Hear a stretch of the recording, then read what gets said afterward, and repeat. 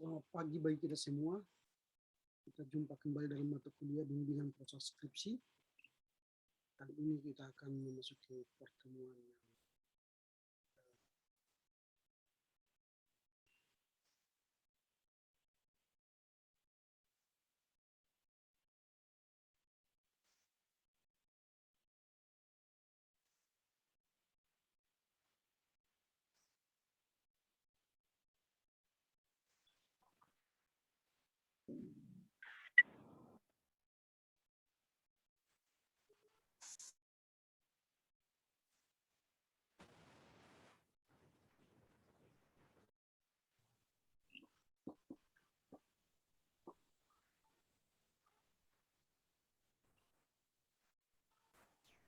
selamat pagi bagi kita semua.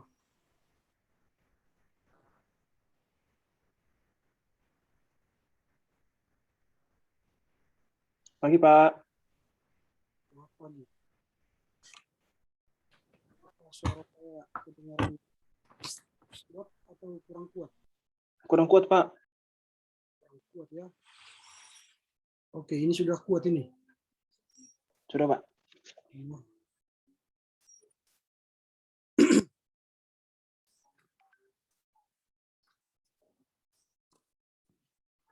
Kita tunggu teman-teman dulu yang masuk ya.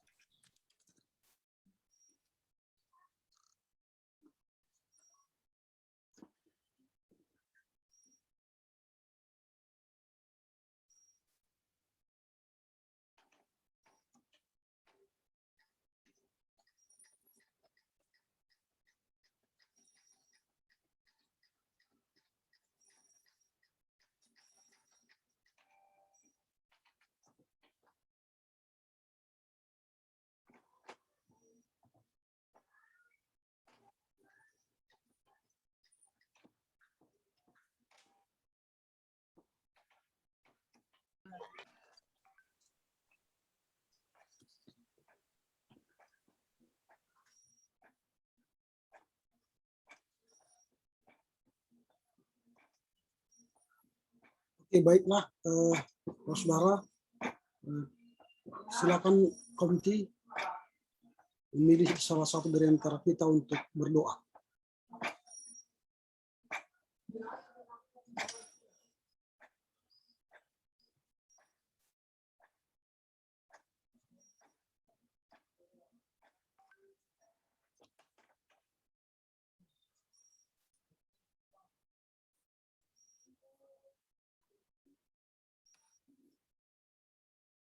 Oke, kalau tidak ada yang bisa berdoa, kita berdoa ya.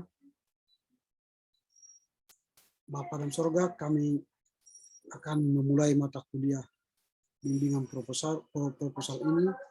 Kiranya Tuhan memberkati pertemuan kami dari awal hingga akhir. Terpuji Engkau Bapa demi Kristus Yesus. Amin. Baik. Silakan buka kamera semua.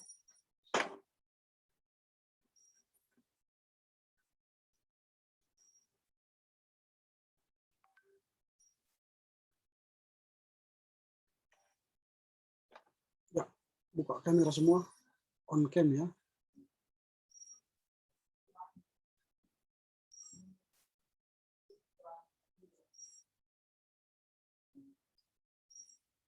Pro Putra, Angelin, Dian, Dolly, Mike Larry,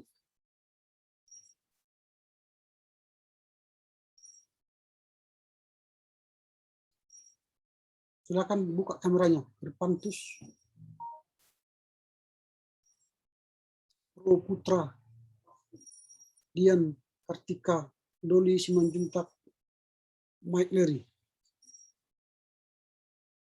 Silakan dibuka kameranya.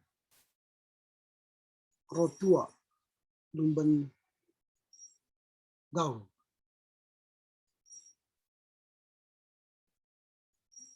Dian Kartika, Pro Putra, Bob Lumban Tobing.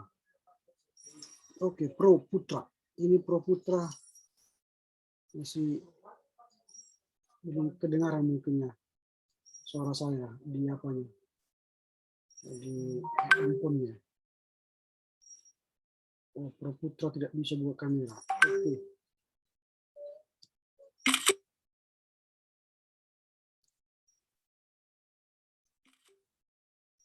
Lembar yang kedua. Tulus Pamonangan, Mike Lery, Angelin Lucas.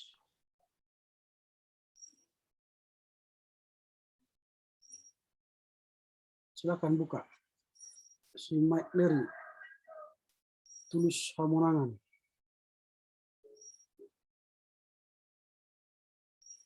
Siapa lagi? Tulus. Windy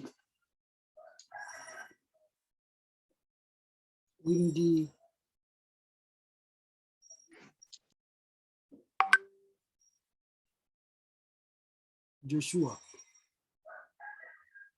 Windy juga, oke, Windy sudah ya.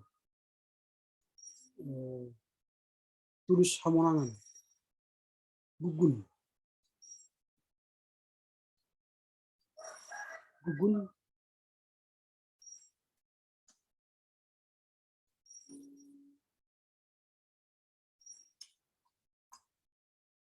Sejak dari tadi si Tulus belum ya? Susah jaringan mungkin Pak. Oke. Baik.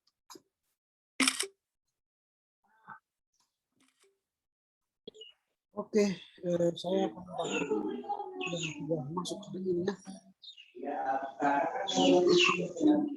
Boleh.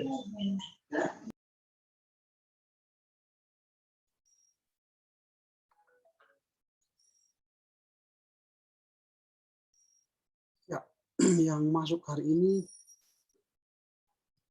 Andri Vincent Sinaga, Angelin Pasca, Ansparo, Christmas Ayu Daniati, Bob Tobing, Chris Natal, Dian Kartika, Doli Dewi, Maharani LC Ginting, Eno Fawanda Purba, Esra Sembiring, Pro Putra Saragi, Hotman Nababan, Irpantus, Jonathan Storus, Joshua Manurung, Lukas Urian, Mike Lery Sitepu, Moniko Purba Mula Lumbanturuan, Mustika Ginting,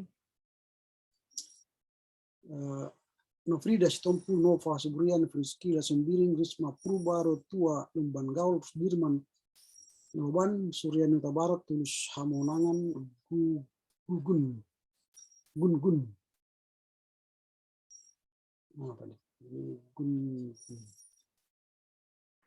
Maaf Pak, kalau ngidupin kamera keluar saya Pak, nggak ada jaringan di kampung Pak. Kurang baik Pak. Hidup aja lah kamera. Aku tadi hanya pertama aja di awal melihat kalian aja, hanya di awal aja. Tadi sudah sampai siapa ya, si Gun ya. Suryani Tulus Hamonangan, Windy Christina. Oke, ada yang saya tidak panggil namanya karena ini kadang-kadang dia berubah-ubah abangnya. Apa namanya? Nama-namanya tergantung kalau masuk kan. Ada yang nama yang tidak saya sebut? Sudah oke ya. Kita hadir 33 orang.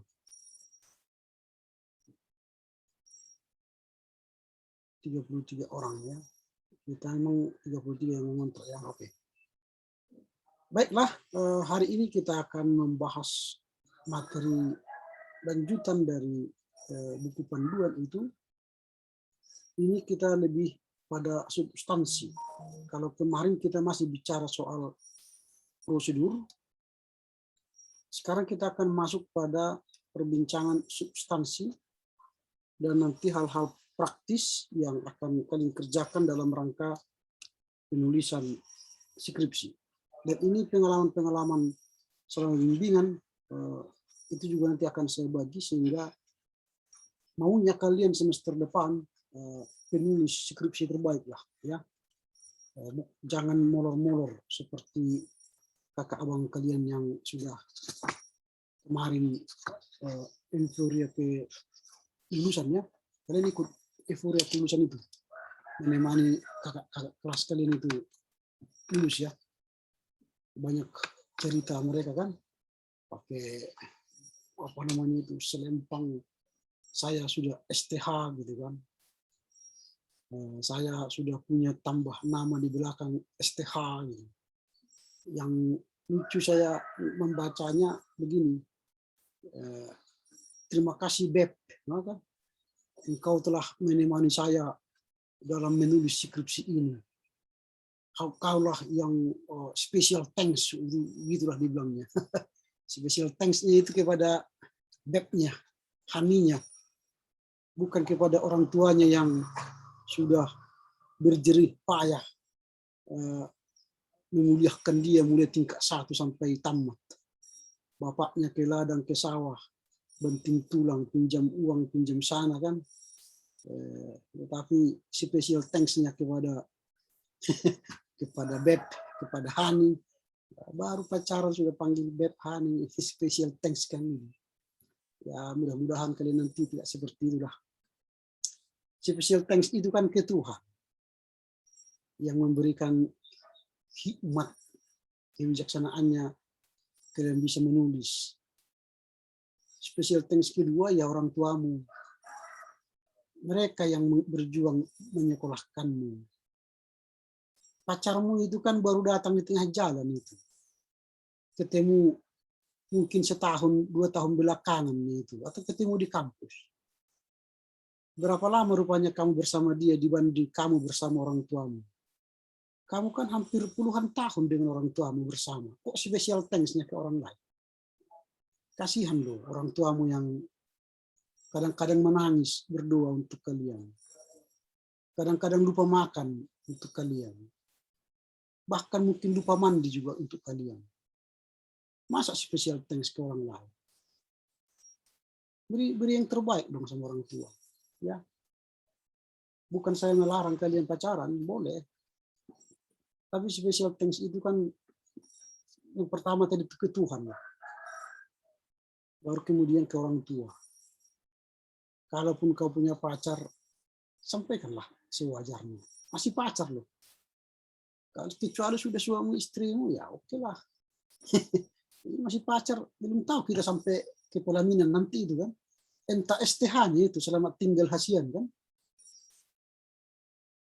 Setelah dapat STH di sininya, set sampai di jemaat ada rupanya yang lebih ganteng, lebih cantik. Selamat tinggal hasiannya. Semoga langgeng lah kan itu. Yang special thanks itu kan. Gitu. Tapi jadi ngelantur nanti. Tapi ya itulah itu. Mungkin kalian ikut kemarin itu maksudnya makan-makan di warkop kan itu. Makan-makan di mana. Merayakan kelulusan kakak kelas itu ya. Nanti tahun depan kalian seperti itu. Ya. Amin ya. Tahun depan kalian seperti itu ya. Amin Pak. Pak. Ya, tapi dengan suasana yang berbeda lah ya. Yang lebih elegan lah. Special thanks-nya nanti ya. Saya sudah ingatkan ya nanti special thanks-nya jangan ke dia ya. Bukan melarang kalian pacaran, tapi orang tuamu lah. Orang tua itu kan penampakan Tuhan yang tak kelihatan. Tuhan yang kelihatan itu kan orang tua kita. Kita tidak bisa gambarkan Allah itu baik. Tapi kita milik orang tua kita baik kepada kita. Itulah Allah yang kelihatan. Mereka lah pewujud nyataan Tuhan yang memelihara hidup kita. Kalau tanggal muda kalian melupakannya, tapi tanggal tua kalian meng-WA-nya, Pak, kirim uang. Mak kirim uang. Tapi kalau tanggal muda kalian ke Starbucks, kalian ke apa namanya warung restoran makan enak, lupanya kalian sama orang tua kalian kan. Kalian makan ayam penyet, ya, ayam geprek itu kan lupa orang tua. Tapi setelah kantong sudah menipis baru telepon. Sehatnya bapak? Sehatnya mama? Sehat. Apa anakku? Ya, wah udah habis uang. Nah itu. Tambah dong, udah habis ini. Itu habis tambah, ware, langsung beli susu telur kan. Bapaknya nggak pernah minum susu telur, dia bikin makan susu telur, minum susu telur dia. Ya nggak apa-apa lah, demi anak ya. Anak koki doha moraun dia katanya. Oke, nanti makin lama melantri juga ini. Ya, kita masuk topik lah ya. Bincang santai aja. Karena ya soal skripsi ini harus santai. Jangan stres nanti. Kalian nanti melihat buku pun kalian bisa stres. Karena makin lama makin banyak baca buku. Muak kita lihat buku itu kan. Janganlah sampai seperti itu. Maka buatlah santai. Belajar itu santai, membaca buku santai, mengerjakan skripsi harus santai. Oke, kita akan masuk pada bentuk dan isi laporan skripsi. Nah, bentuk proposal skripsi itu berisikan judul. Nah, judul itu harus huruf kapital. Jadi banyak saya lihat mahasiswa membuat judulnya tidak huruf besar. Ini harus huruf besar ya. Setiap judul, termasuk judul bab nanti harus huruf besar. Jadi judul skripsi, judul bab, semua huruf besar. Tapi kalau dia sudah subjudul, jangan lagi huruf besar. Itu nanti ke bawah kita akan pelajari. Nah, kemudian setelah judul adalah latar belakang. Latar belakang masalah ini kalau untuk S1 cukuplah 5-7 halaman. Jangan buat 20. Terlampau panjang itu. Namanya pun latar belakang masalah. Mengapa memilih judul itu? Apa alasannya? Apa masalah yang hendak diteliti? Jadi untuk S1 5-7 halaman. Jangan bangga sampai 30 halaman, enggak. Itu makin mempersulit dirimu, membuat kamu pusing. Jadi jangan bangga tebal, tapi bangga kamu mengerti apa yang kau tulis, itu aja. Tulislah apa yang kau ngerti dalam latar belakang. Pokoknya latar belakang masalah itu, mengapa saya tertarik dengan judul ini? Apa alasannya? Lalu ada masalah yang saya lihat di sana. Nah, itu saja. Misalnya kalian pergi ini ke jemaat sambil bergereja, kalian kan sudah mulai mencari masalah sekarang kan? Sekarang mulai cari masalah. Pergi kemana-mana cari masalah kan? Yang akan kamu tulis, ya jangan buat cari masalah, kau ambil batu kau lempar orang. Itu bukan itu maksudnya. Masalah penelitian ya. Pergi perpustakaan baca buku boleh. Pergi ke jemaat periksa apa yang perlu diteliti boleh. Atau ikut ibadah, apa yang perlu yang kalian lihat mau diteliti boleh. Nah itulah latar belakang masalah. Misalnya contoh, hari Minggu itu kalian pergi ke sebuah gereja X. Gereja kalian boleh, gereja lain boleh. Lalu kalian lihat misalnya pengkhotbah itu tidak beraturan. Tidak ada sistematika berkhotbahnya. Lalu kalian lihat misalnya jemaat itu pada ngantuk semua. Tidak ada gairah dalam ibadah. Jadi timbul pertanyaan kan, mengapa pendeta tidak mampu berkhotbah sistematis? Mengapa jemaat ini tidak punya reaksi terhadap khotbah ini? Mereka pada ngantuk. Nah, ini kan masalah. Ini latar belakang masalah. Lalu nanti buatlah tulisanmu. Latar belakang masalah. Sejatinya khotbah itu adalah menggairahkan karena memberitakan kabar baik. Yang menyampaikan harus benar-benar menghidupi apa yang dikhotbahkan. Lalu dia membagikan khotbah itu bagi jemaat yang mendengar. Dengan berbagi khotbah kabar baik itu, maka jemaat pun akan memperoleh berita kesukaan dan dengan gembira. Itu namanya das Solen. Seharusnya khotbah itu begitu. Tetapi ternyata ketika saya beribadah di gereja X, ketika pendeta itu berkhotbah, reaksi jemaat tidak menggembirakan. Hampir 80% jemaat tidak bersuka cita menerima khotbah. Bahkan ada 20% yang ngantuk, termasuk saya. Itu berarti terlibat dalam penelitian, kan? Menarik itu. Jadi persoalan pokok ialah jemaat tidak tertarik dengan khotbah pendeta. Dan pendeta pun tidak punya sistematika khotbahnya. Ini perlu diteliti. Berdasarkan masalah di atas. Itu berarti ada masalah, kan? Ini mahasiswa sering membuat berdasarkan masalah di atas. Di saat di atasnya nggak ada masalah.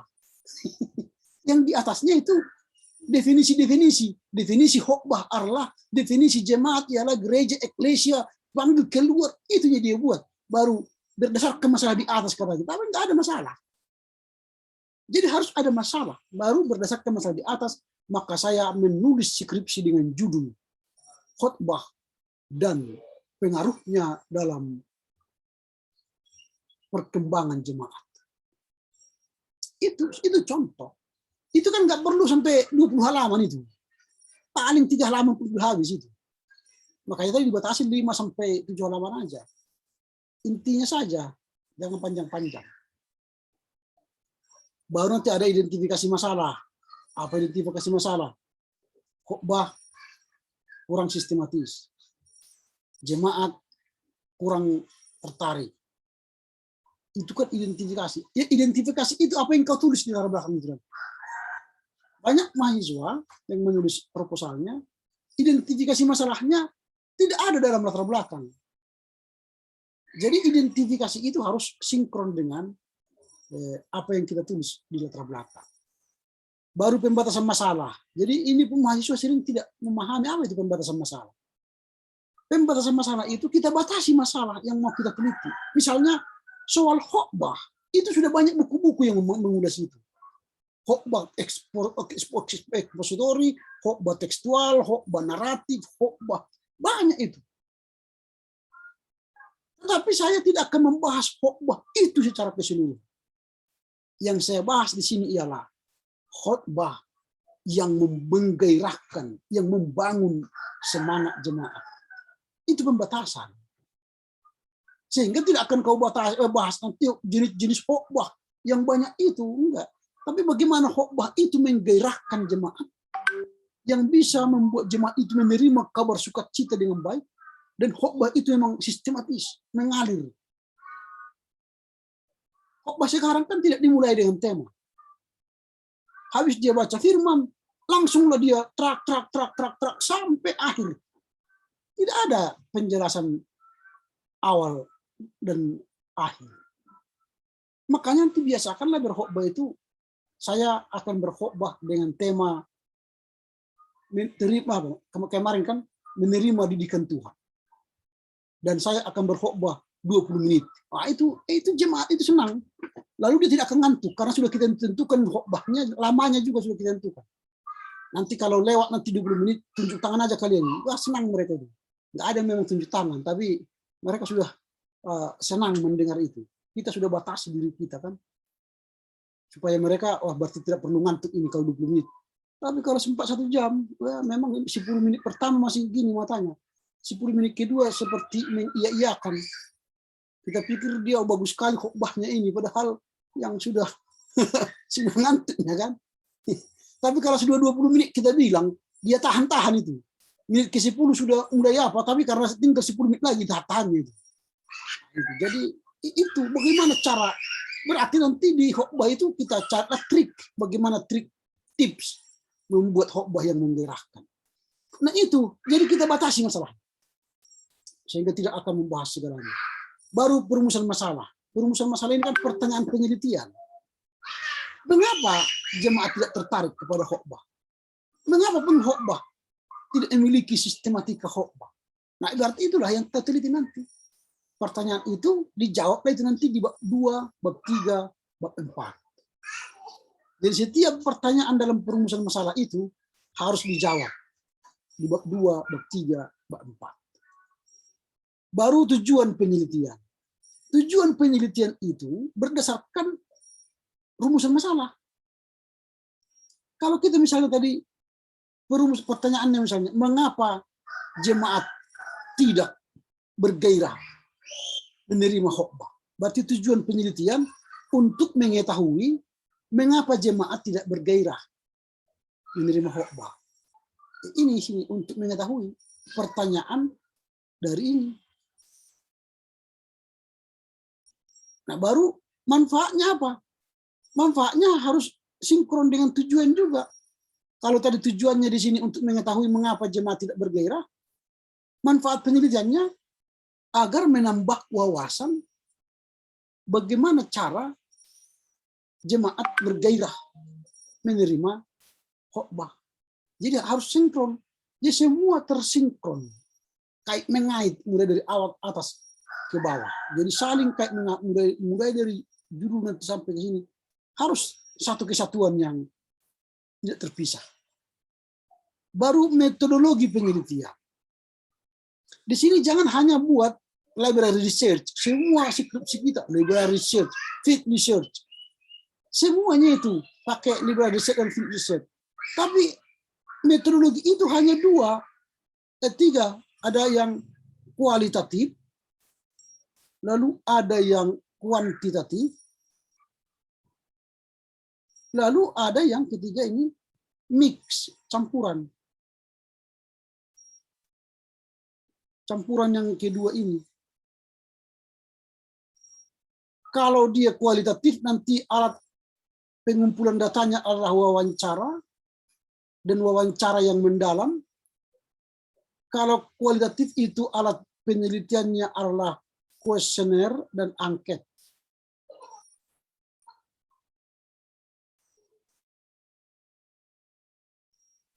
Ada mahasiswa mengatakan dia membuat penelitiannya kualitatif, berarti wawancara atau wawancara yang mendalam, in-depth interview.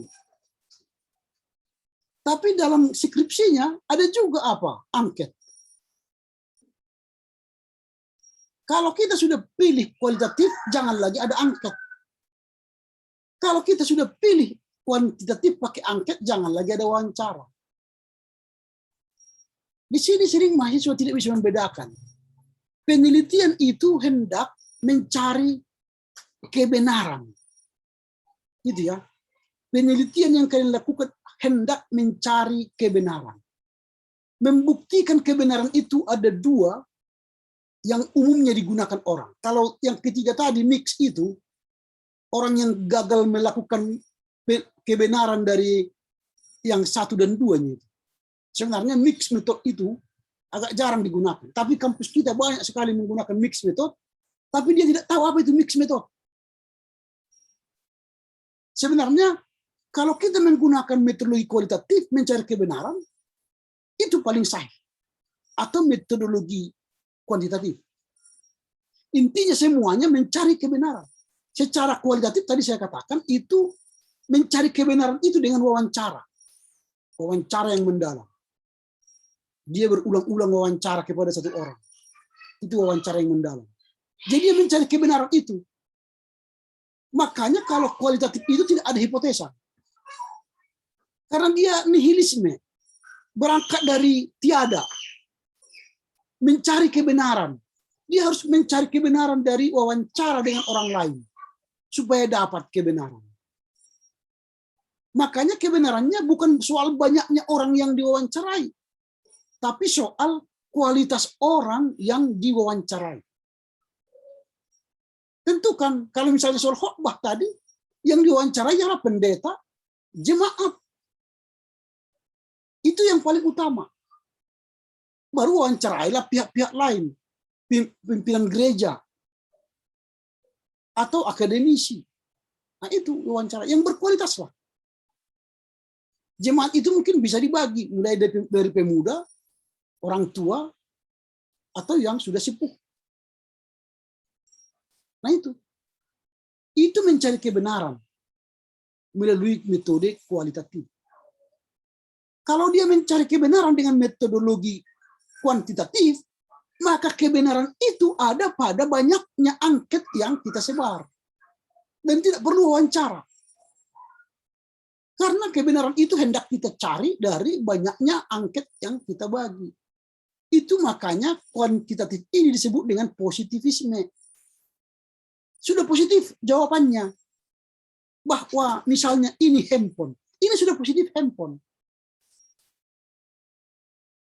Tetapi karena ini perlu diteliti apakah ini handphone, bagi orang kuantitatif, disebarlah angket kepada orang.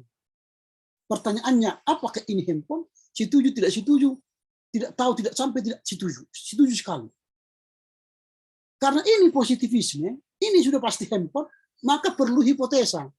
Diduga yang warna hitam berpetak 4 ini handphone. Diduga. Karena dia positivisme. Baru sebarlah angket. Sebar angket. Puluhan orang.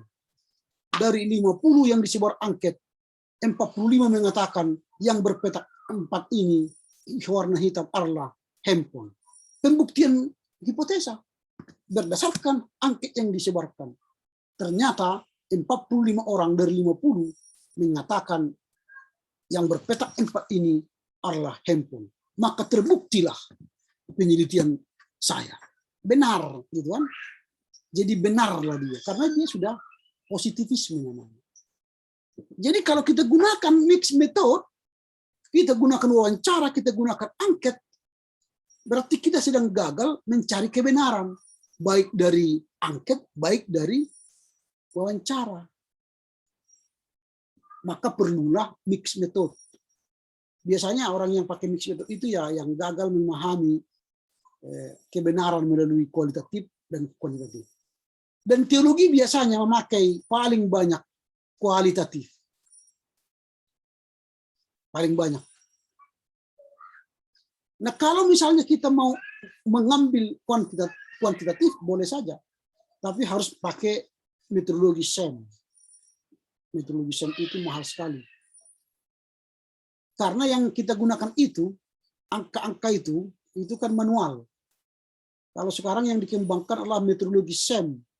Kalau untuk kuantitatif, kita hanya input data, nanti mesin yang akan membuat analisa. Mesin.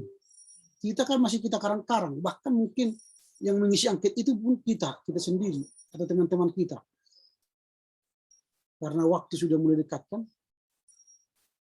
Nah, jangan nanti seperti itu. Itu soal metodologi. Baru setelah itu tadi sudah saya katakan hipotesa.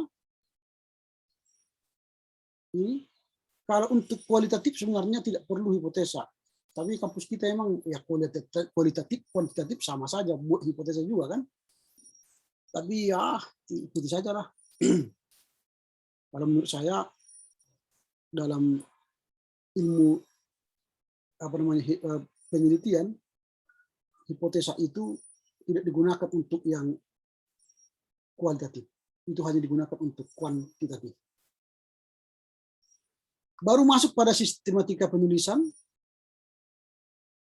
baru kepustakaan. Nah, ini pun harus diingat ya. Dalam pengajuan proposal ya, untuk S1 harus ada bukunya 25. Jika tidak ada bukunya 25 nanti bisa proposal kalian ditolak. Dari 25 ini harus ada 2-4 buku yang berbahasa Inggris. Nah, makanya mulai sekarang, makanya saya katakan, saya ingatkan kembali, mulai sekarang kumpullah referensimu, buku-bukumu. Jangan semester depan.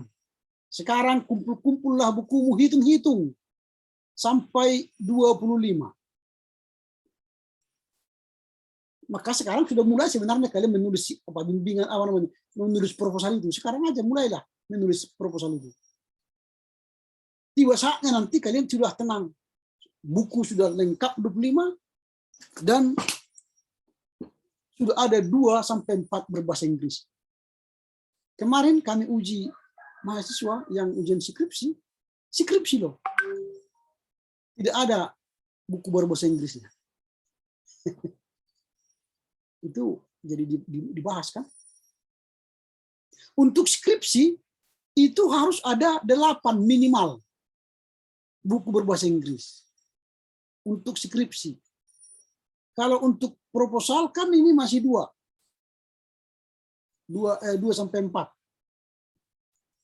Tapi kalau yang 2-4 ini jangan pula masukkan apa namanya dictionary.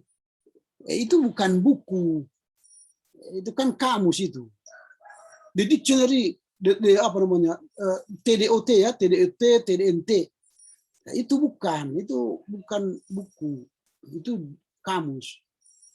Itu di atas saya itu ini di atas saya itu. Nah, itu TDET dan TDOT itu.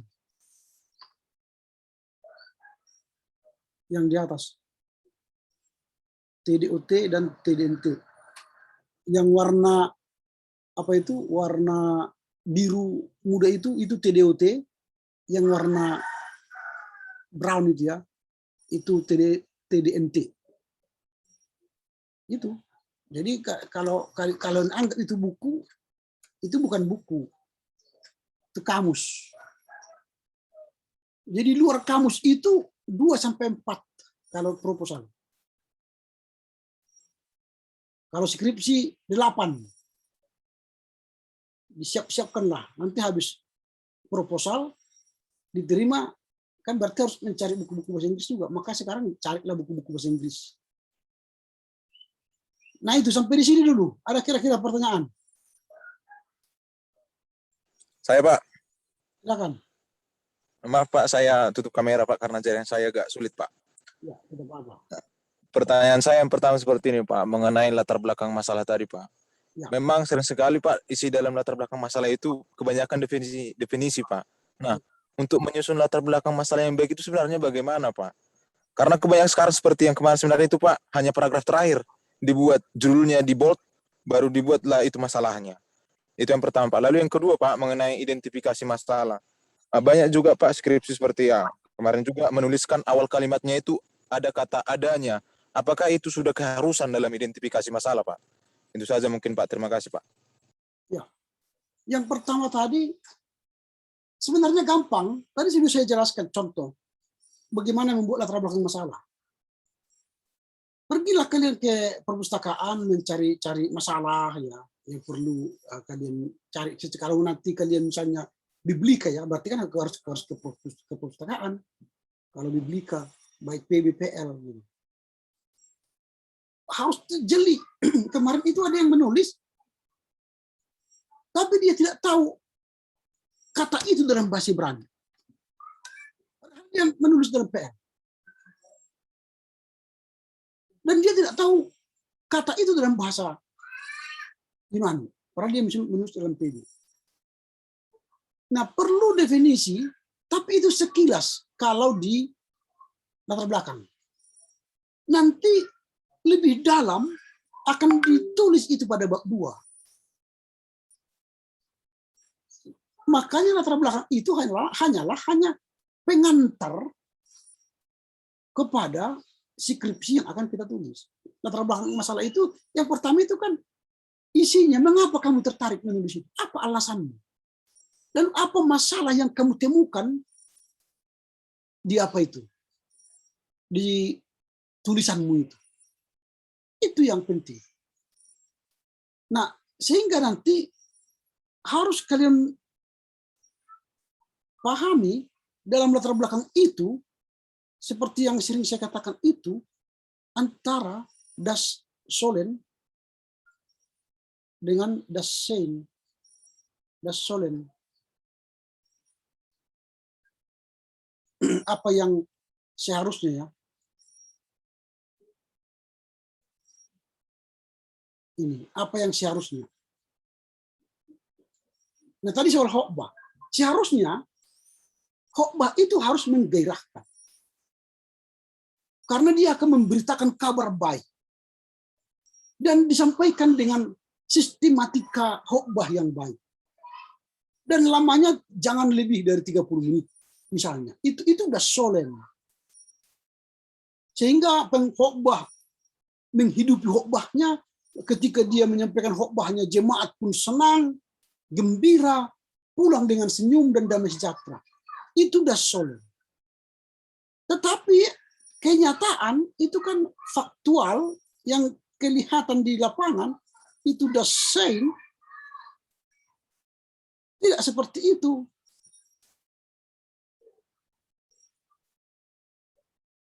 Jemaat tidak tertarik dengan khotbah.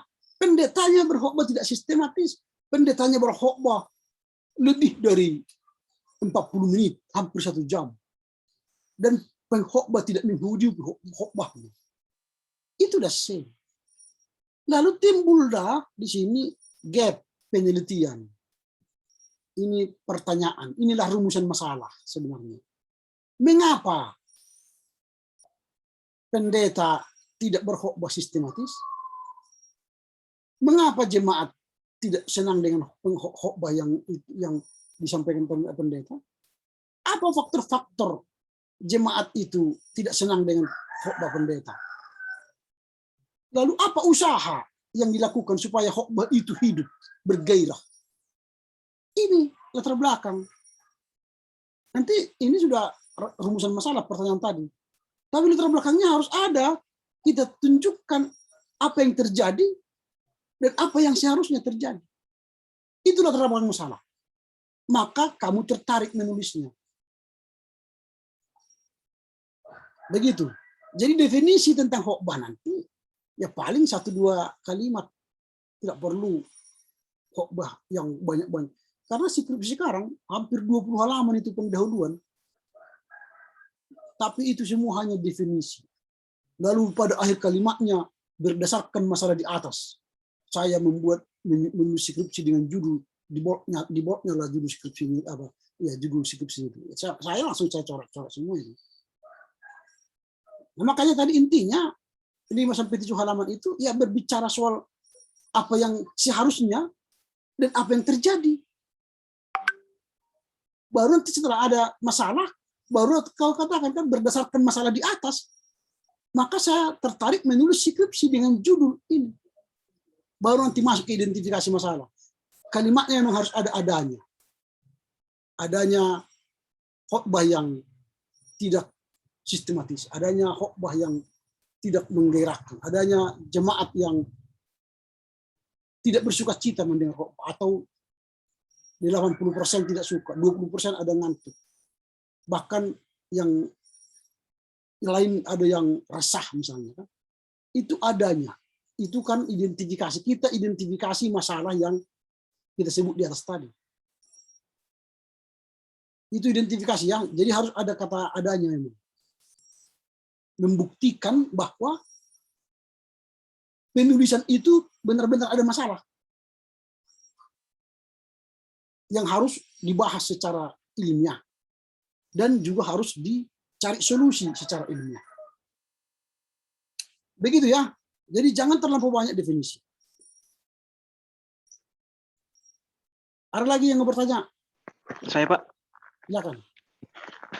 Begini Pak. Pertama mengenai buku-buku rujukan ya Pak. Nah, adakah ketentuan untuk kita mengutip sebuah buku? Kan tergantung Pak. Sekarang kan Pak, pengalaman kami ada beberapa dosen yang tidak suka dengan penerbitnya itu. Misalkan contoh Andi, baru kemudian Gandum Mas. Kemarin kami pernah pengalaman seperti itu ditolak terbitan seperti itu dalam penulisan karya ilmiah. Nah, bagaimana ketentuan mengenai pemilihan penerbit judul buku tersebut, Pak? Itu mungkin, Pak. Terima kasih, Pak. Nah, itu tergantung pada skripsi yang mau kita tulis ya. Kalau misalnya kita menulis soal dogmatika, lalu kita rujuk sumbernya dari Andi, mungkin ditolak. Karena itu tidak sealiran dengan kita, penerbitnya. Atau kalian pakai misalnya terbitannya Immanuel, itu pun ditolak karena tidak sealiran dengan kita. Tapi kalau misalnya terbitannya BPK pasti diterima. Nah, jadi itu apanya? Mazhabnya itu kalian lihat. Mazhab apa namanya? Haluan daripada penerbit itu. Sesuaikah dengan dogmatika yang kalian tulis? Itu. Tapi kalau misalnya bidang lain yang kalian tulis, misalnya khotbah, ya ditulis Andi, ditulis BPK, atau ditulis Immanuel, ditulis Obor, mungkin masih tidak ada masalah. Karena kan khotbah tidak berbicara soal ajaran kan, itu kan hanya cara-cara berkhotbah itu. Kalau isinya nanti kan baru kita bicara dogma. Nah, kira-kira begitu itu. Jadi buku itu tergantung pada mazhab yang melatar belakangi penerbit itu. Tapi kalau penerbit itu memang sebenarnya tidak menentukan mazhabnya, alirannya, ya enggak apa-apa. Apalagi kalian misalnya nanti menulis dogma, tapi kalian buat referensinya dari aliran Pentakostal misalnya kan, ya tidak sesuai. Tapi kalau perbandingan boleh. Bandingkan dengan pemikiran Pentakosta atau karismatik atau Katolik misalnya, boleh. Rujukannya kepada buku-buku mereka. Tapi kalau tulisan itu memang masih merujuk kepada ajaran kita dengan rujukannya dari mereka, itu nanti penulis dosennya bisa menolak buku itu. Jangan pakai itu. Pakailah misalnya buku terbitan BPK, karena pasti itu masih harus utama katanya kan. Nah, kira-kira seperti itu ya kalau soal buku. Tadi yang kedua soal apa tadi? Yang kedua kan Pak, nah misalkan begini, misalkan penelitian kita itu bukunya sangat jarang atau bahkan masih kurang bukunya Pak. Jadi kan mungkin apakah ada hubungannya nanti dengan keberlanjutan penelitian, karena di sini sudah ditentukan 25 buku. Padahal buku kita itu yang misalkan lah baru-baru dibahas lah misalkan Pak tentang COVID misalkan, itu kan belum banyak bukunya Pak. Nah, bagaimana dengan hal itu Pak? Apakah bisa dengan wawancara atau bagaimana Pak? Terima kasih Pak. Kalau misalnya dia current issues, membahas masalah-masalah mutakhir, itu nanti bisa dimaklumi. Lalu carilah dari internet, jurnal-jurnal, memenuhi 25 itu. Nah, jadi kalau banyak buku atau jurnal, itu lebih baik. Semester yang ini, yang sedang ikut wisuda, ikut ujian skripsi itu, hanya satu orang yang saya lihat banyak pakai jurnal. Dan saya salut dengan dia. Jadi carilah jurnal. Download nanti dari jurnal-jurnal. Bisa juga dari ResearchGate. Ya. Bisa dari jurnal. Ya, kalian carilah di jurnal. COVID itu banyak sekarang menulis di jurnal-jurnal, carilah. Download, kumpulkan. Mulai sekarang kumpulkanlah apa. Jadi nanti ya, jangan ada alasan saya kurang buku. Itu membuat alasan dia terlambat penulisan. Itu bukan alasan lagi, kelemahanmu itu nanti kan, kelemahan kalian. Maka sekarang kumpulkanlah, mumpung masih ada waktu, kumpulkan. Mulai baca buku-buku itu, yang 25 itu mulai baca satu-satu, kuasai. Lalu cari buku-buku lain. Sering-seringlah ke BPK, bukan BPK yang di Ring Road sana, BPK yang di belakang medan pelajaran sama dulu, atau ke toko buku Logos di Carrefour, atau toko buku, atau ke perpustakaan tetangga, ke STT Paulus, ke STT Bandar Baru, STT Sumatera Utara, pergi aja main-main ke perpustakaan. STT Pelita Baru yang di Rumah Persembahan. Pergi aja jalan-jalan ke sana. Menambah-nambah ilmu. Atau ke STT HKBP, mencari referensi-referensi buku. Apalagi sekarang kan masih daring, kan masih bisa kalian bebas kemana-mana ke perpustakaan. Siapa yang sering pergi berkunjung ke perpustakaan STT tetangga? Ada yang pergi? Selama 4 tahun kuliah di STT Abisada Medan, siapa yang sudah pergi ke STT lain? Jangan jauh kandang dong. Pergi dong ke STT Sumatera Utara. Lihatlah. Aku aja udah semua aku jalani. STT Baptis di Simalingkarbe itu, STT Penyembahan itu, Pelita itu, waduh, luar biasa. Nanti kalian ke sana katakan saya mahasiswa, atau saya mau ke perpustakaan baca-baca buku, ketunjukkan kartu mahasiswamu. Senang mereka itu nanti, ada daftar tamu dari STT lain kan.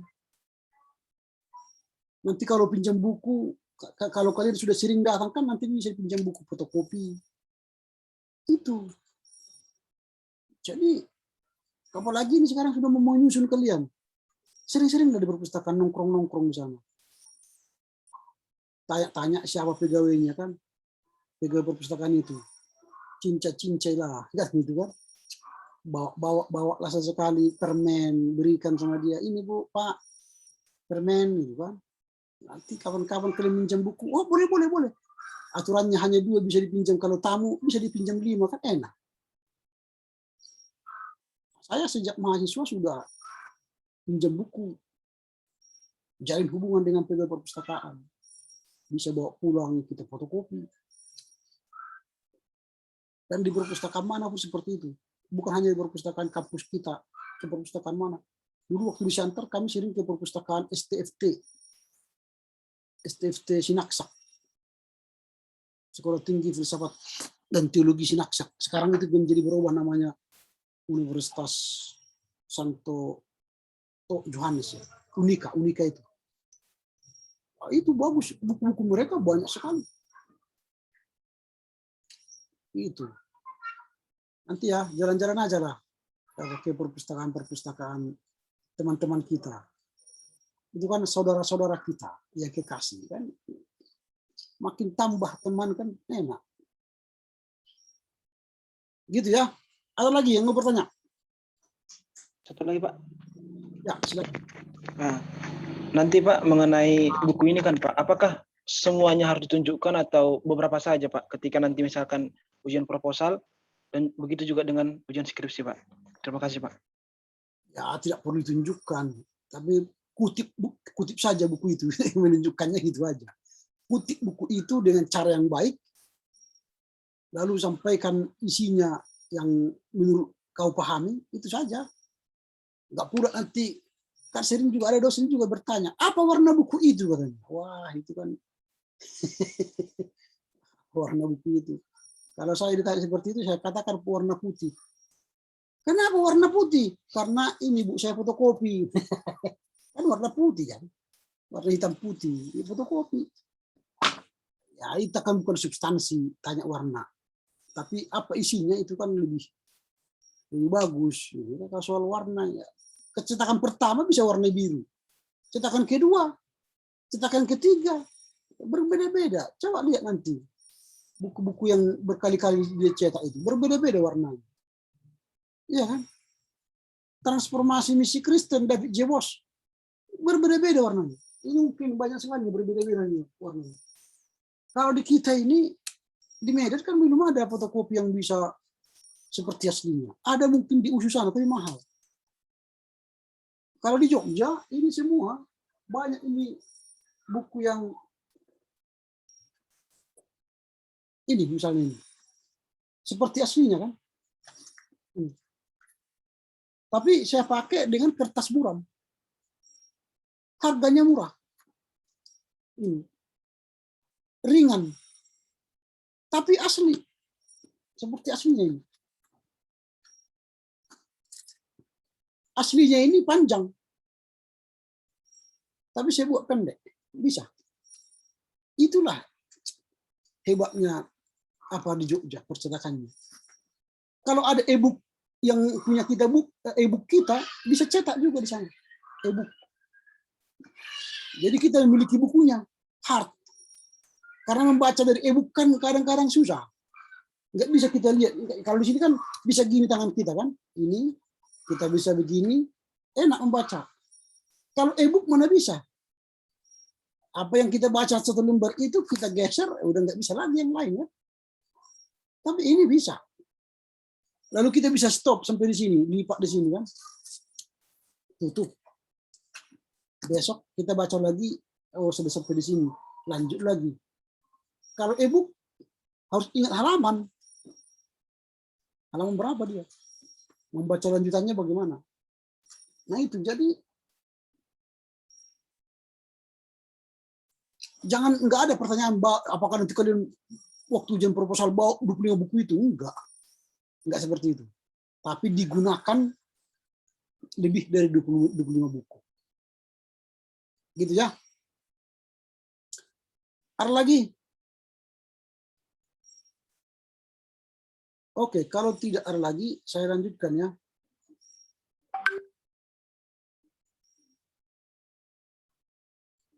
Selanjutnya, kita akan berbicara soal sistematika skripsi. Skripsi itu terdiri dari 4 bagian besar. Yang pertama itu awal. Baru inti. Baru kesimpulan dan saran. Baru referensi. Inilah bagian besar dari skripsi. Apa itu yang awal? Yang awal itu halaman judul.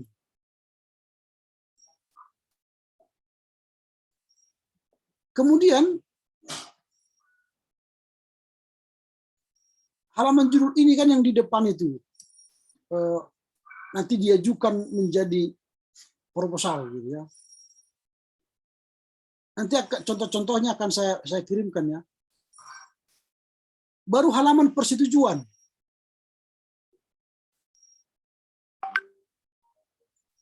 Berisikan tanda tangan, berisikan tanda persetujuan skripsi yang ditandatangan oleh dosen pembimbing dan ketua prodi.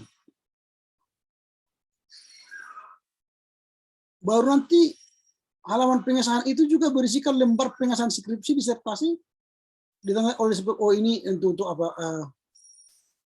Ditandatangani oleh dosen penguji. Oh ada nanti ada dosen penguji di bawahnya itu ya. Dan dosen pembimbing, dosen penguji, ketua prodi dan ketua STT yang memuat data tanggal pelaksanaan ujian skripsi. Ini di lembar pengesahan itu juga. Baru nanti di bagian awal ini, masih ini bagian awal atau pendahuluan, ada prakata atau kata pengantar dari kalian. Ucapan terima kasih gitu ya.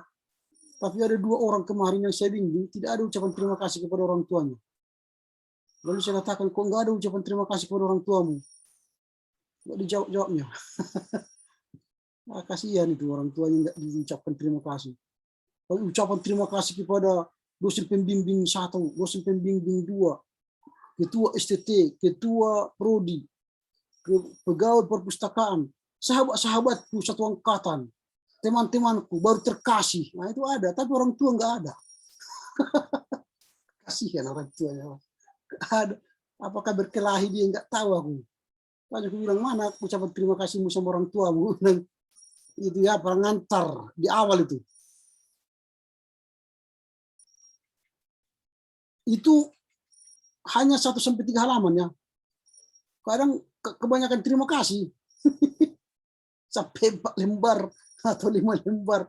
Nggak usah sampai jangan sampai kepada tetangga, kan itu satu kampung.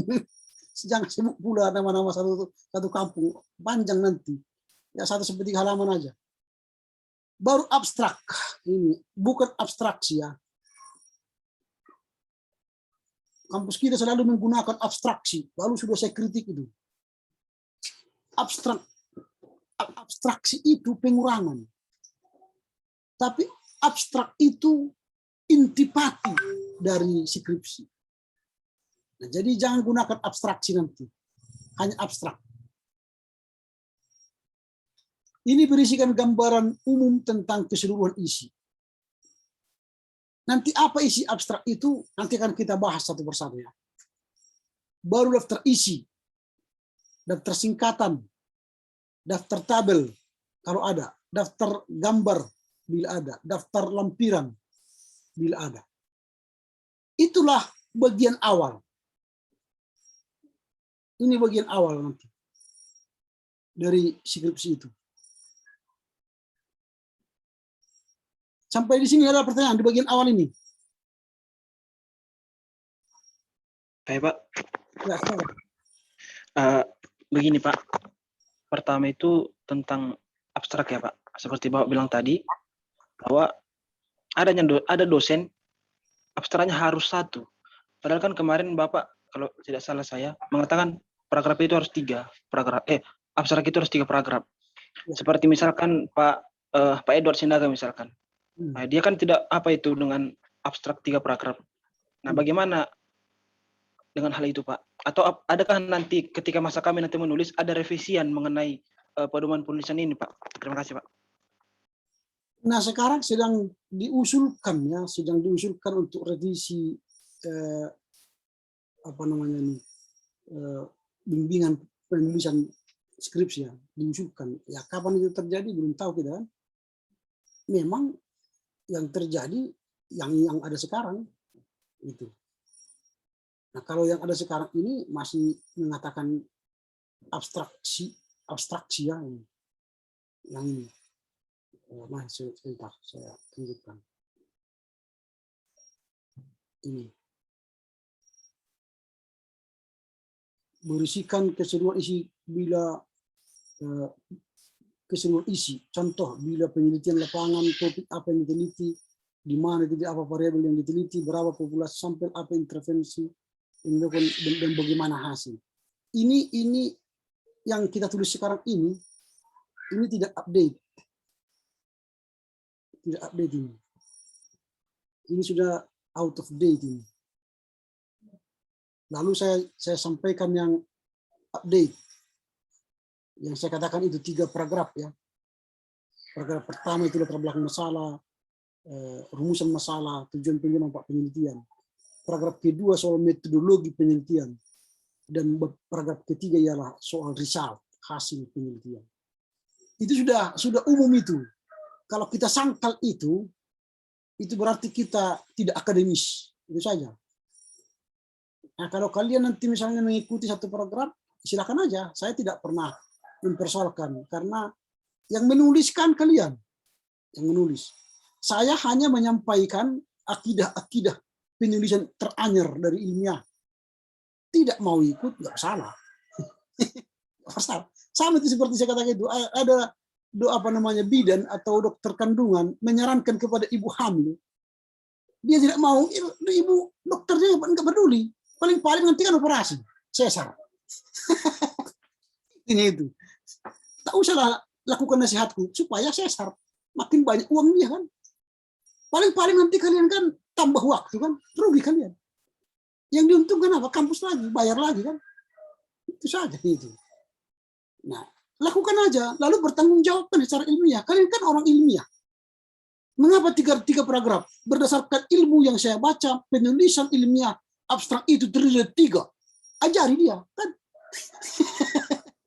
Itu. Berdebat kalian di situ. Itu saja itu. Dia tidak terima nggak apa-apa. Tapi kamu secara ilmuwan telah menyampaikan ilmu yang benar. Itu saja. Jadi mahasiswa itu harus benar-benar menunjukkan keilmuannya. Baca buku-buku. Kalau bisa bawa buku nanti ini berdasarkan buku Turabian. Wah, makin heran kan? Cara menulis ini.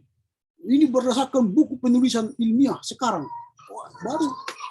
Oh gitu kan nanti dapat nilai kawan. Itu caranya. Nah, memang harus pelan-pelan. Nah, saya pun sadar. Dikatakan mereka apa yang disampaikan Pak Ramli ini tidak begini-begini. Yang aturannya sekarang belum kita robah. Ya nggak apa-apa. Saya manut aja. Nggak apa-apa. sepanjang belum diganti, kita ikuti aja itu. Tapi saya sampaikan itu sudah tidak update. Nah, kalau bimbingan saya berikan update-nya. Itu saja.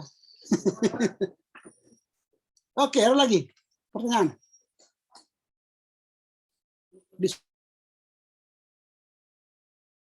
Oke, kalau tidak ada, kita lanjut. Soal abstrak tadi sudah. Kita sekarang masuk inti. Inti itu ini paling banyak. Kalau ini sebenarnya yang awal ini, kalian sudah bisa kerjakan itu sembari kalian sudah menulis skripsi. Halaman judul sudah bisa kalian kerjakan. Ini kan gampang ini. Paling 5 menit. Cepat ini kan. Tulis-tulis saja. Dibuat manajemen file, ya, manajemen file. Manajemen file itu artinya apa? Ya, kalian manajemenlah file-file kalian supaya sejak awal kalian sudah punya apa yang bisa dikerjakan dalam skripsi ini. Misalnya begini ya. Saya tunjukkan dulu.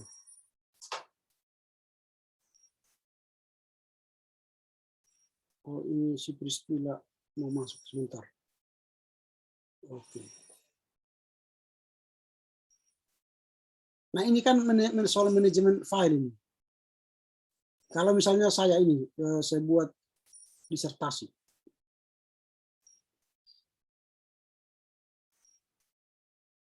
Kemudian coba saya perbesar dulu ya.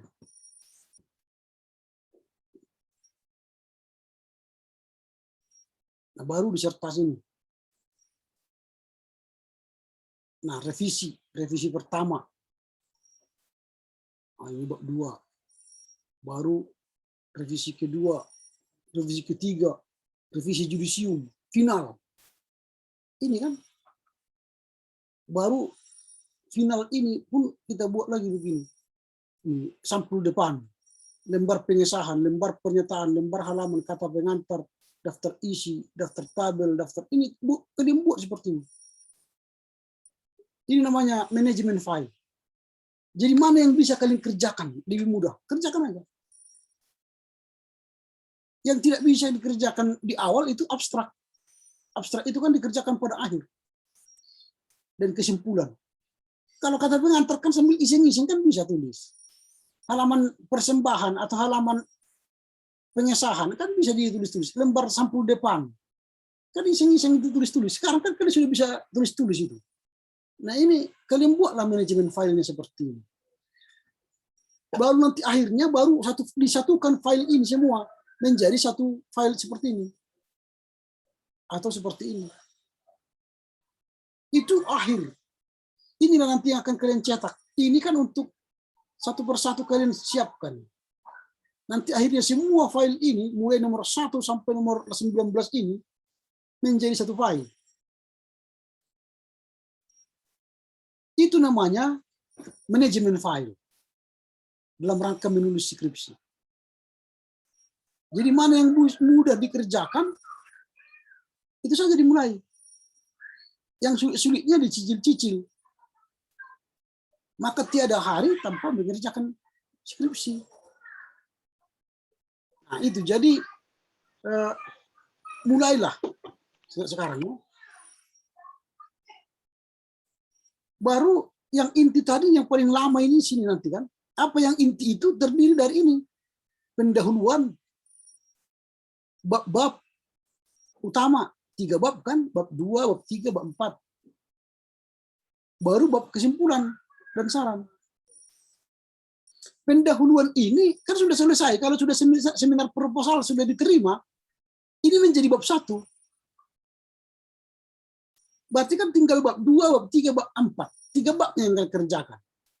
Kalau bab 5 itu kesimpulan dan saran, ya itu mungkin 1 hari selesai. Ini. Lalu kalian juga harus menyadari, ya ini. Nanti di belakang ini saya buat ini. Halaman skripsi itu ini. 60 sampai 100 halaman. Jangan bernafsu banyak. Dan jangan tebal-tebal. Sakit mata bacanya. Enggak apa, bukan soal tebalnya. Soal isinya. Ini bab 2 sudah hampir 70 halaman. Itu ngapain bab 2 banyak kali? Buat aja aturannya dalam pikiran kalian. Bab 1 ini kan katakanlah ini bab 1 tadi ini kata sekitar 15 halaman. Jangan banyak-banyak. Ini sekitar 20. Oh, bukan. Ini bab maksud itu bab apa tadi? Sebentar. Bab 1 ya, kita tulis di sini. Kalau bab 1 itu 15 halaman. Supaya kalian nanti bisa cicil-cicil. Kalau sudah lewat, jangan diteruskan. Udah cukup sampai di situ aja. Potong-potong mana yang tidak perlu. Ini misalnya 20. Nah, bab 3 yang paling perlu banyak itu bab 3 dan bab 4. Ini bisa menjadi 35.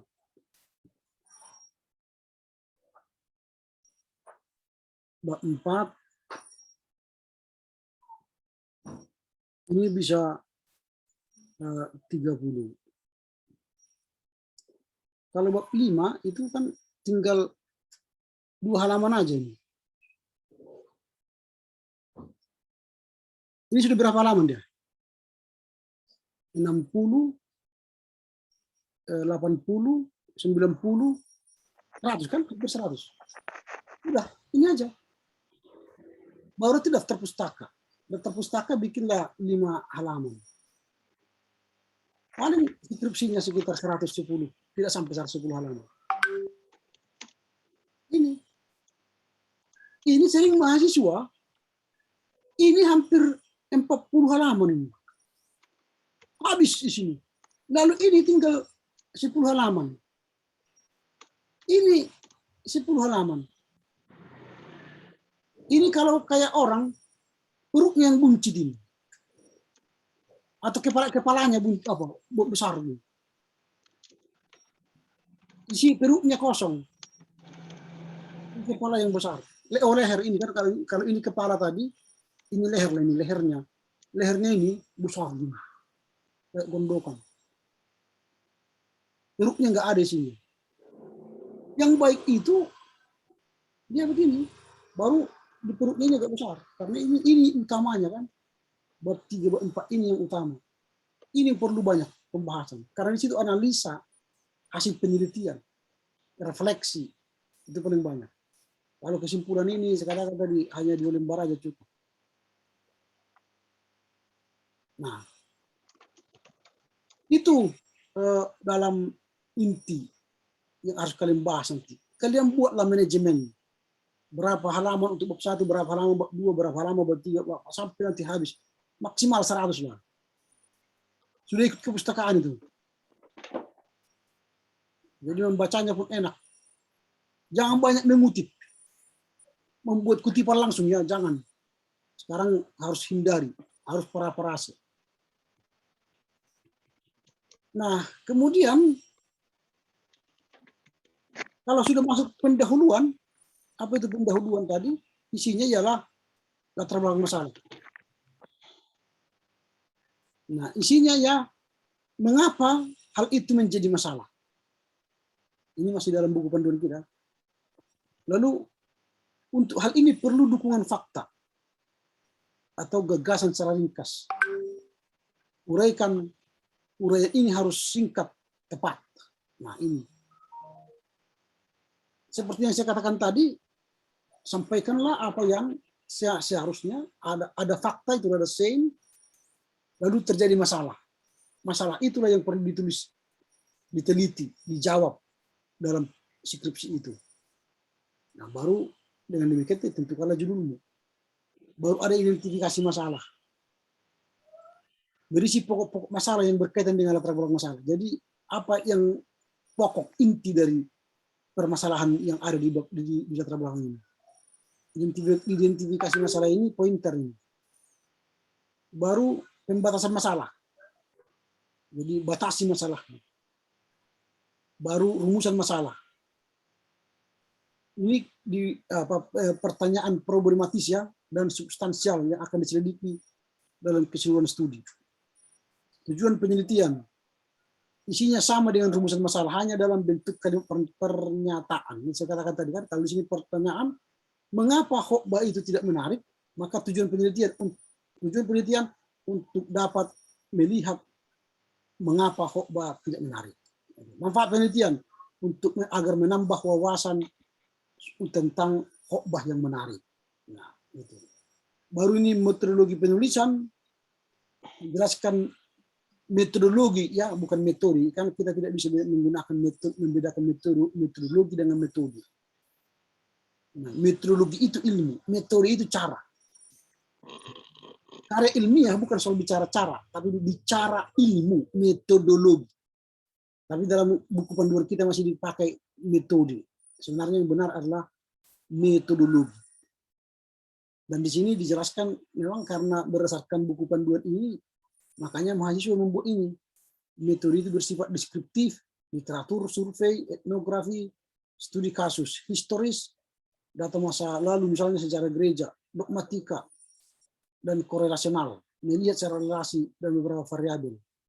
Mahasiswa harus mengerti mengapa ia memilih metode dan bagaimana mengoperasionalkan metode yang dipilih. Operasionalisasi metode ini dinamakan teknik dan prosedur atau langkah penelitian terdiri dari pengumpulan data, penetapan populasi, dan sampel, perumusan instrumen, dan penganalisan data. Nah, ya memang harus di-update semua ini. Ya mudah-mudahan nanti bisa di-update dengan baru. Nah, hipotesa tadi sudah saya jelaskan ya. Tapi di buku panduan kita masih ada ini kalimatnya, bagi skripsi dengan studi lapangan, hipotesa dimaksudkan dalam bab 2 sesudah uraian teoritis dan kerangka konseptual. Konsep hipotesa dapat dirumuskan dalam bentuk tesis seperti berikut: jika maka. Ini kan jika maka. Jika jika khotbahnya bagus, maka jemaat senang. Nah, itu hipotesanya ya. Tapi sebenarnya kadang-kadang itu untuk yang kuantitatif sebenarnya pakai hipotesa. Tapi kalau untuk kualitatif tidak perlu hipotesa.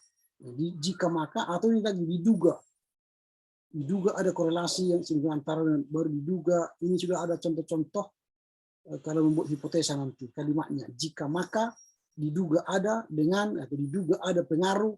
Nah itu. Ini semua sebenarnya ini untuk kuantitatif ini. Jika maka, diduga itu kuantitatif. Nah, hipotesa merupakan jawaban terhadap pertanyaan yang diajukan sebelumnya, namun masih akan diuji kebenarannya. Maka dia katakan positivisme. Sebenarnya sudah ada jawabannya, positif. Tapi akan diuji kebenarannya. Itulah kuantitatif tadi. Kalau kualitatif tidak perlu diuji, karena dia belum ada. Apa yang mau diuji? Belum ada.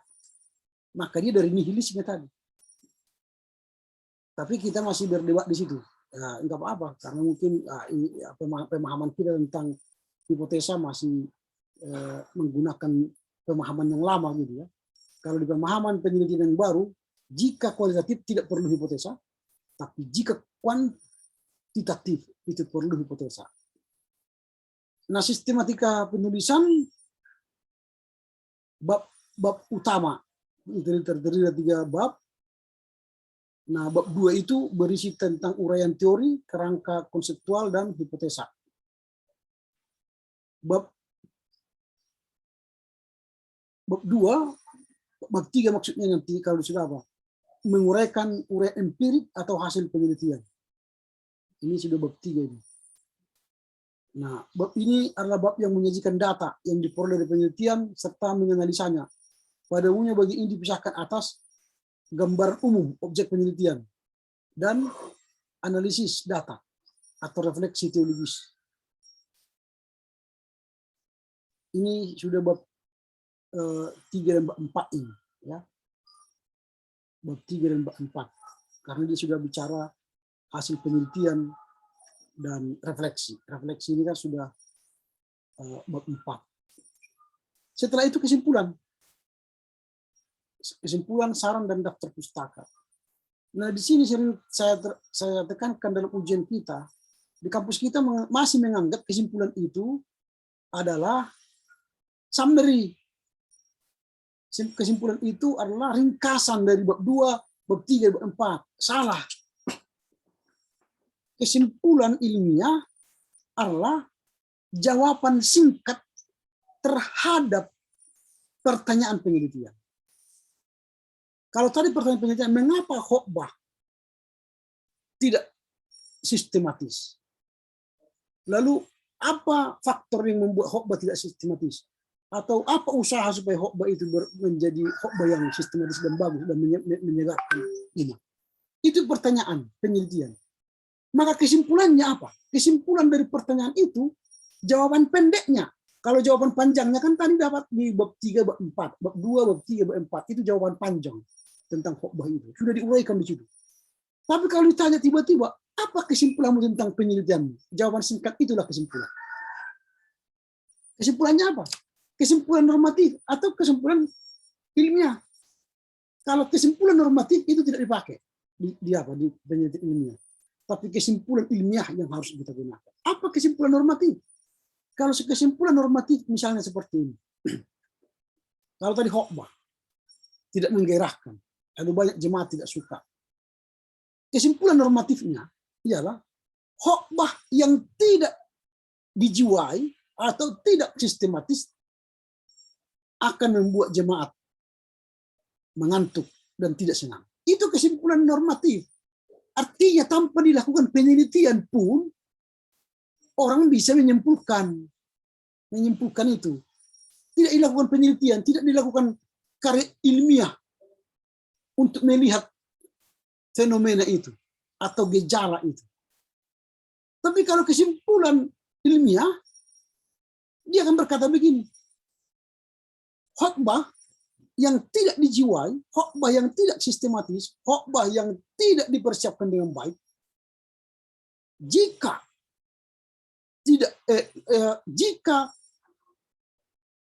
kita melihat faktor-faktor yang membuat itu tidak sistematis, lalu kita membuat usaha yang meningkatkan khotbah itu supaya bagus dan menarik dengan metode kualitatif, maka dia akan menjadi khotbah yang menarik. Itulah kesimpulan ilmiah. Mengapa kesimpulan ilmiah? Karena dia menyebut apa faktornya, mengapa dia tidak sistematis, tidak menarik, lalu dia menyelesaikannya dengan metodologi penyelesaian ilmiah. Itulah kesimpulan ilmiah. Itu yang membedakan kita dengan kesimpulan normatif. Jadi kesimpulan yang kita sebut di skripsi itu bukanlah kesimpulan dalam arti summary. Bukan. Tetapi dia kesimpulan ilmiah berdasarkan hasil kajian kita. Tapi kalau berdasarkan buku panduan kita ini kan masih seperti ini. Perlu saya perhatikan bahwa kesimpulan skripsi disertasi tidaklah sama dengan intisari. Kesimpulan harus selalu memperhatikan interpretasi mengenai implikasi, hubungan dan akibat dan atau hasil dari segenap uraian yang mendahulunya. Dalam kesimpulan itu perlu diperhatikan hal-hal sebagai berikut. Kesimpulan harus diperkuat oleh bukti-bukti yang terdapat dalam uraian. Kesimpulan berdasarkan hasil pertimbangan penelitian objektif. Kesimpulan merupakan jawaban langsung terhadap perumusan masalah. Jumlah kesimpulan harus sama dengan jumlah rumusan masalah.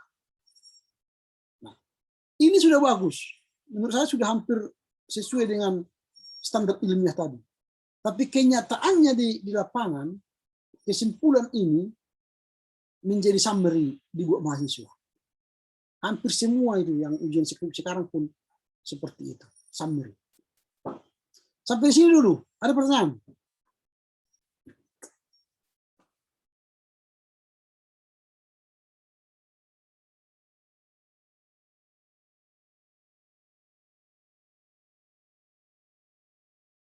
Ada kita lanjutkan. Nah, ini soal referensi. Nah, referensi ini bagian terakhir ya. Ini referensi. Dari yang pertama tadi kan awal, kedua isi, ketiga kesimpulan, baru ini referensi. Referensi itu terdiri dari lampiran atau appendix dan indeks. Ini menurut buku panduan kita ya. Lampiran atau appendix itu jika ada ya, terdiri dari formulir keterangan, daftar pertanyaan, daftar angket, contoh-contoh peraturan, akte perjanjian, baru apa namanya ini, daftar kepengurusan perbatin, daftar informan,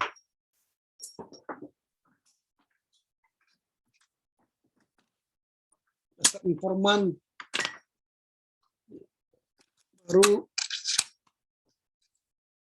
foto, clipping, email. Sebentar ya, baterainya habis.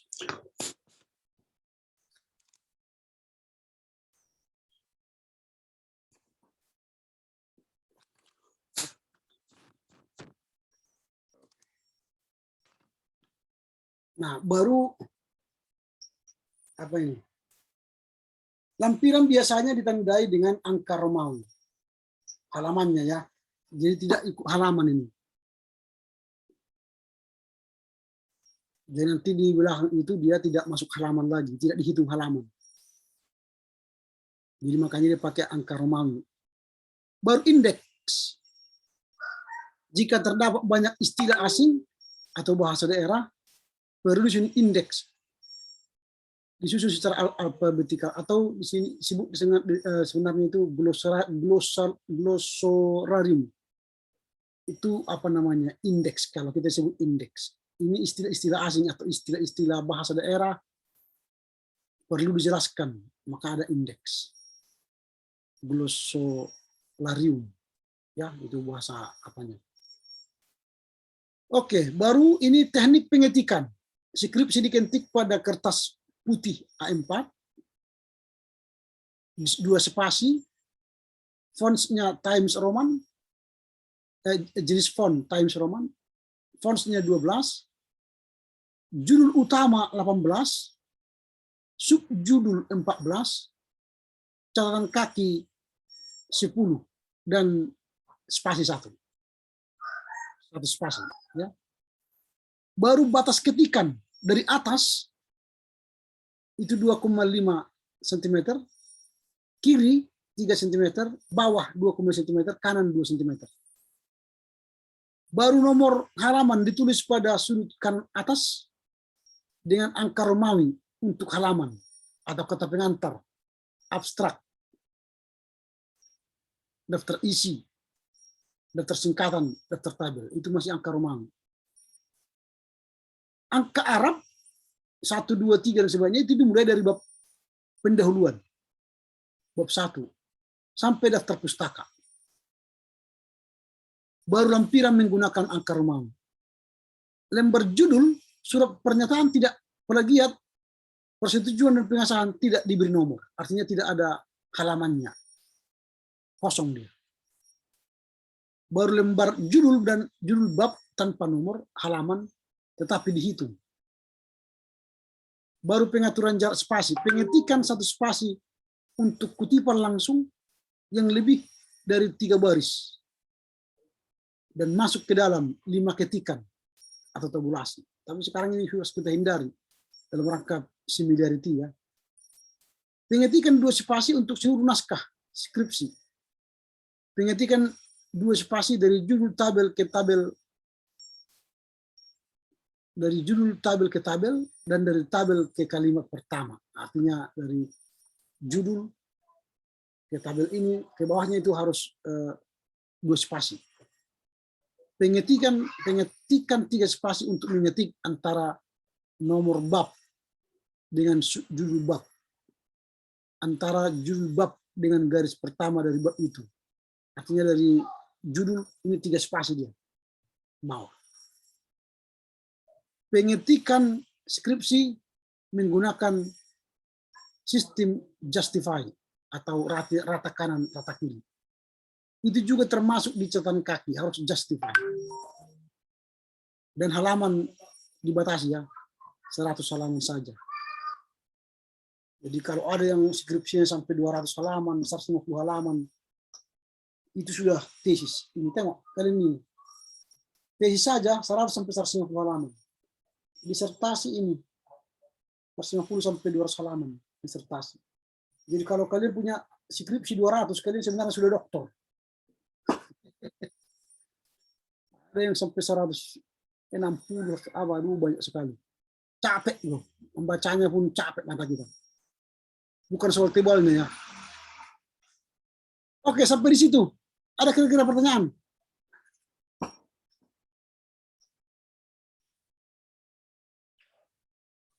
Kalau tidak ada, kita tutup. Karena ini kalian sudah persiapan ibadah ya. Apalagi hari ini ada pelantikan. Ada pelantikan. Oke ya, sampai di sini. Saya juga harus ke kampus sebentar untuk melihat pelantikan itu. Pelantikan waket 4 hari ini ya di kampus ya. Kalau tidak ada, silakan Komti menunjuk dari antara kita untuk berdoa. Baik, terima kasih kepada Bapak dosen. Untuk menutup perkuliahan kita hari ini, kami serahkan kepada Joshua Manurung untuk dengan doa.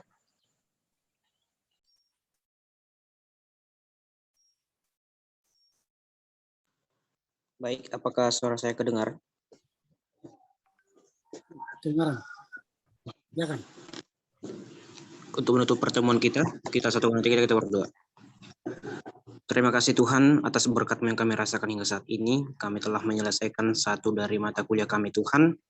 Kiranya apa yang kami dapat dari penjelasan Bapak dosen kami dapat kami pergunakan sebagai bekal kami untuk masa depan kami yang jauh lebih baik lagi dalam rencana-Mu Tuhan. Tuhan, kami lanjutkan kegiatan-kegiatan kami, kiranya Engkau memberkati kami, Engkau berkati Bapak dosen kami juga Tuhan, berikan beliau kesehatan daripada-Mu, agar beliau tetap sabar dan sehat untuk mengajari kami anak-anak-Mu. Di dalam nama Tuhan Yesus Kristus, kami berdoa. Amin. Amin. Oke ya, selamat pagi, selamat beribadah nanti. Tuhan Yesus memberkati. Horas, Menjujua, Jehobu. Horas, Pak. Jujua. Coba. Coba.